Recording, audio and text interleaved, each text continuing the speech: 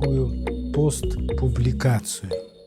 И она достаточно примечательна в контексте такой современной научной дисциплины, которая называется визуальная антропология. Она изучает различные аспекты визуальной культуры, которые сложились с появлением искусства, в том числе таких технических средств фиксации информации, как фотография, а затем кино. Копился достаточно большой объем визуального материала. И вот в объективе камер оказались наши предки. И вот на определенных фотографиях, которые стали доступны широкому зрителю благодаря Галине Уильямс, является научным исследователем. И вот она в одном из визуальных архивов Германии обнаружила эти интересные фотографии, некоторые из которых впервые стали знакомы якутскому зрителю. Вот эти старые кинопленки или в большинстве своем фотографии, словно машины времени, переносят нас в прошлую эпоху. И возникает достаточно интересный инструмент анализа, унести все наносное и увидеть суть человеческую в таком сравнении. Многие в комментариях отмечали притягательность к образам их предков.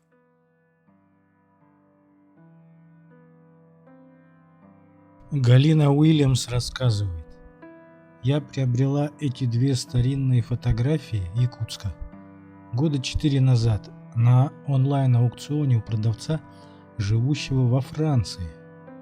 Размер фотографий примерно 15 на 20 сантиметров.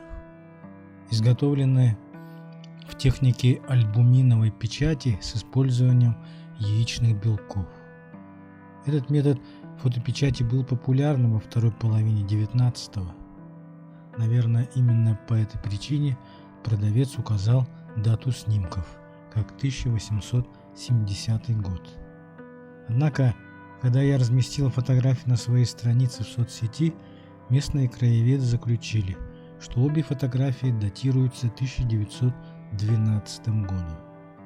Оба снимка находятся в прекрасной сохранности. Тем не менее, в силу возраста, им без сомнения требуются специальные условия хранения. Поэтому надеюсь передать их в дар одному из музеев или архивов Республики Саха».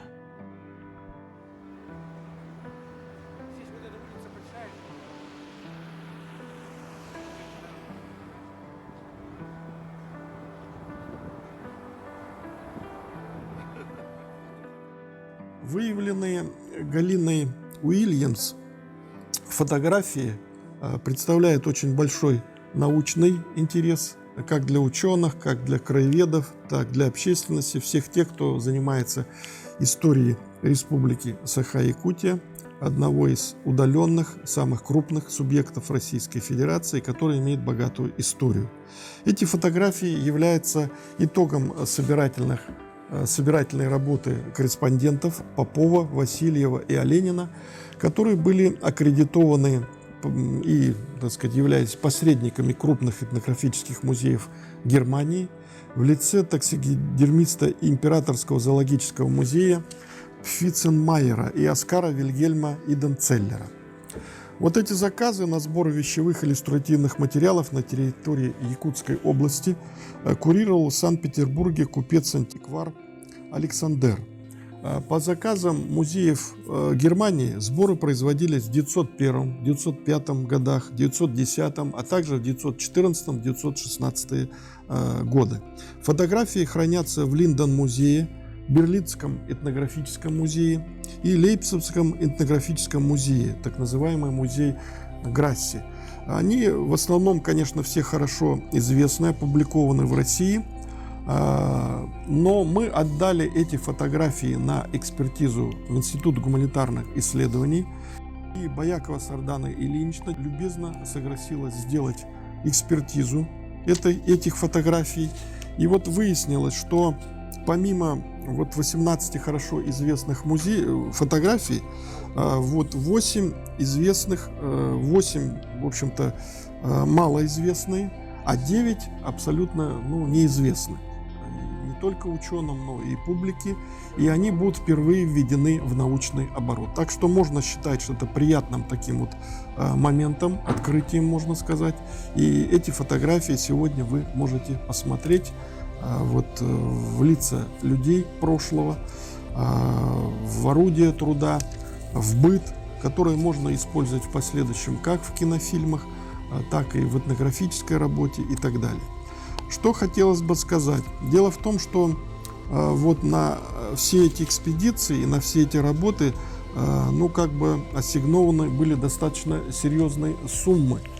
И можно предположить, и не следует исключать, что помимо научного интереса этнографического музея, конечно, много было белых пятен в Якутии в то время, и представляли этот интерес, конечно, со стороны ученых-этнографов, многое было в диковинку. Можно предполагать, что крупный все-таки немецкий капитал интересовался и недрами нашей республики, я имею в виду будущее. Дело в том, что уже в 1912 году, как вы знаете, был Ленский расстрел, а до этого успешно работала компания Лена Голдфилдс, где был и британский капитал. И потом, кстати, в 20-е годы она продолжала работать, вот эта компания. Были очень много золотых приисков. И учитывая богатейшие природные кладовые, возможно, через эти экспедиции, скажем, Германия интересовалась ресурсами на будущее вот этого обширного региона. Это также не следует исключать и как-то убирать, из внимания, из рассмотрения. Поэтому этот момент мы также должны учитывать вот в своей работе. Стремительные изменения, которые происходят в социуме, в культуре народов Севера, заставляют пристальнее вглядываться в лица наших предков. Так называемый феномен виртуальных музеев, который непосредственно связан с тем, что появилось большое количество старых фотографий или киноматериалов, позволяет нам оценить стремительную эволюцию культуры, которая произошла на рубеже 19 по 21 век. Изменения настолько стремительные, что не заметить их невозможно. И это вызывает пристальный интерес современника.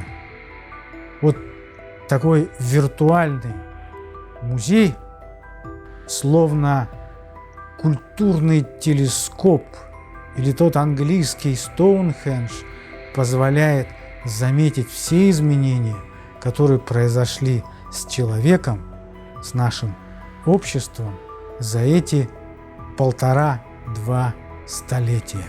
У нас появилась такая насущная потребность, как в зеркало взглянуть на самого себя и попытаться понять, кто мы такие и что с нами произошло. Старинные фотографии становятся настолько милыми, что интерес год от года только растет. Вот представьте фотографии города Якутска середины 20-го столетия. И то, что мы видим сегодня на наших улицах. Это разительное изменение, которое не испытывала ни одна эпоха, ни одно поколение северян. И это примечательное время зафиксировано на фотографии.